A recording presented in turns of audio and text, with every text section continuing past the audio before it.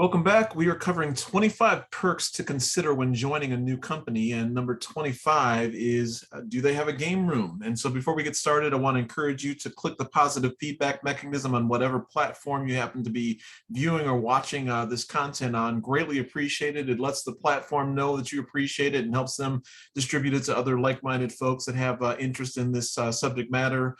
And then also it also is an encouragement to me just to know that you are watching and appreciate the effort that I put forward in putting this together. So anyway, we're going to go ahead and jump in and we'll talk about this a little bit. And I think it's a nice perk depending on what stage or area you are in life. I'm certainly at the tail end of my career working in corporate America. Hopefully don't have to go back here ever again. But again, my goal is certainly, this is not one of mine, but, for those who, are making and developing social relationships, in work and that kind of filter outside or just kind of doing team building, and you have a similar hobby, whether it be a ping pong table, foosball table, or video game system or systems with televisions, and that's how you guys kind of blow off steam. That's great. And just having, I think, just separate space also just to kind of get away from your cube or desk is also a positive thing.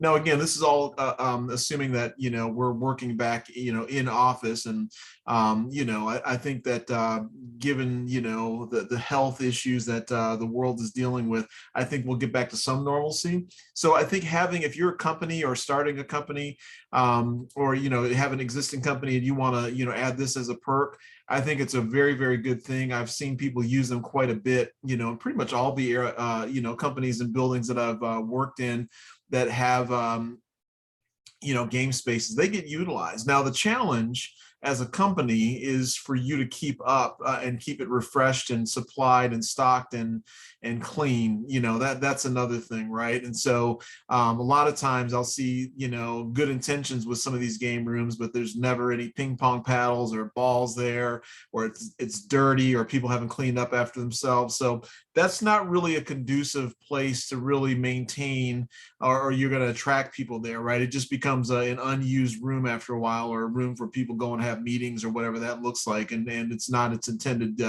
use or originally as planned. So I think that's something that you have to assign ownership of in terms of maintenance and cleanliness and things like that. And but I think that I typically have seen people go and blow off steam there, play a couple games of ping pong, or just kind of get away, and I know that as I've done my various commuting as well, that I've actually gone in and sat in there to kind of wind down from the day before jumping into the commuter van and heading home. But again, I think it's a very valuable and I think really cost-effective solution for you to do something like that, right? It's not too expensive.